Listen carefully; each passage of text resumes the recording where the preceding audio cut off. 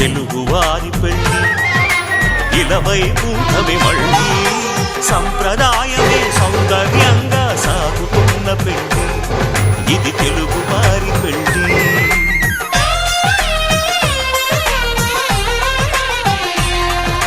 తెలుగువారి పెళ్లి ఇలవైకుంఠమే మళ్ళీ సంప్రదాయమే సౌందర్యంగా సాగుతున్న పెళ్లి ఇది తెలుగువారి పెళ్లి.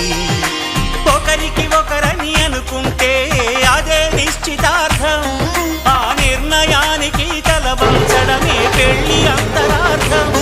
శతమానం భవతి అంటుంది శ్రావణ మాసం, శ్రావణ మాసం, శ్రావణ మాసం.